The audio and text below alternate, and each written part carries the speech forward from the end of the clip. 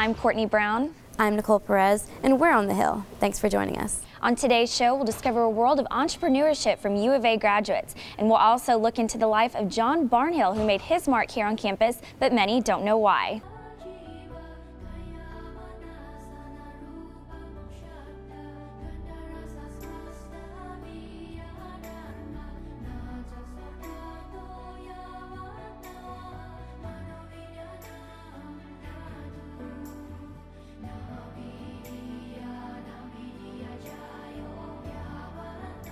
Garden is supposed to be everywhere. It's a fruit and the beautiful of nature. When I was in Thailand, my dad, he got a lot of herb. If he needs something, he just jump off the house, go pick something that he needs. Even now, I try to do just like my dad. Thai food, only some people that who love to taste the flavor of it. You can't just come here and tell me to change the flavor of Thai food. I serve original Thai food, gonna be spicy, gonna be tasty.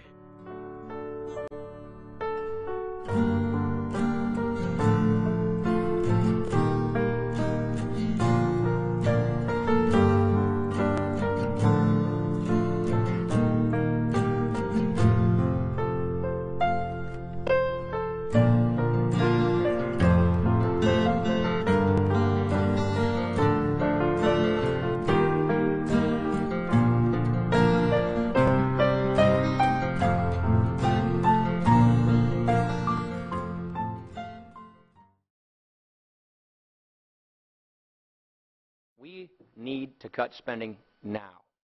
The government is struggling to reduce the huge budget deficit by cutting down nearly 40 billion in federal spending this year. But what will be cut to make up for that amount in a year, and who gets hurt the most? The middle class is the one that gets hit because it's the biggest. We are the biggest tax base for the government. Professor Rees believes cutting into the middle class is the most effective way to achieve a large-scale cut. But the Lyons family do not think so. The new couples both lost their jobs recently, and their baby is just 7 months old. Life cannot be harder on them. You're cutting into the people who can't really take the cut to anything instead of the people who, let's face it, would be still living in luxury if they had to pay twice as much. Well, experts say the middle class is the one who always going to take the hit, but is it fair for only one group to take the hit all the time, especially in this tough economic time? Dealing with the government deficit, I think it's a necessary evil.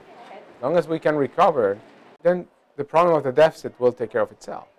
Even though it's a tough time, economic experts remain optimistic of the future of America.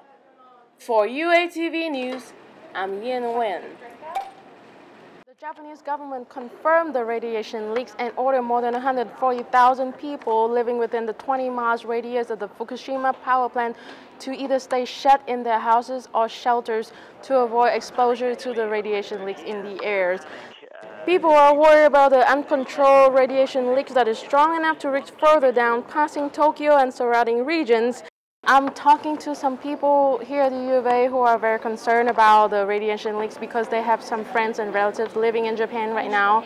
I've got a cousin in Japan. He teaches English to junior high school. He seems to be doing fine. My concern now would be the radiation.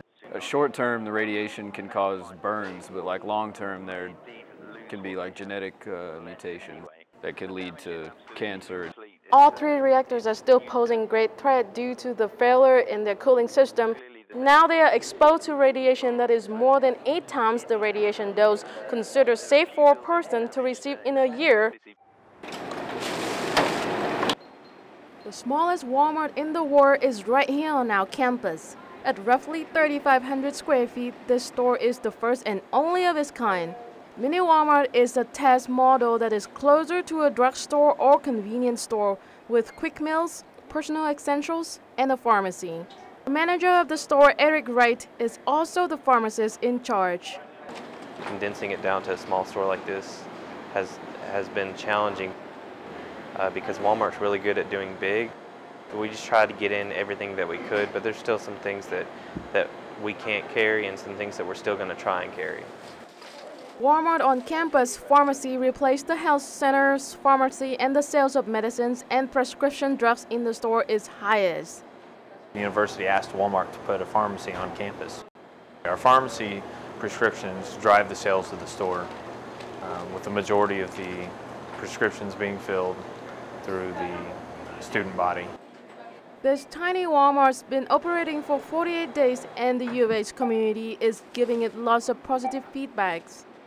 We're really excited that the Walmart's here because it makes everything a lot easier. I wish this would have been here last year when I was living in the dorm, because the cafeteria, stuff like that, their food is not healthy and it's not enjoyable. And they do have a pharmacy here too, which is really cool. Walmart's U.S. CEO Bill Simon says in a press release that this small Walmart will be much easier to place in an urban setting, and they will pop out in lots of urban areas next year. Reporting for UATV, I'm Yen Wen.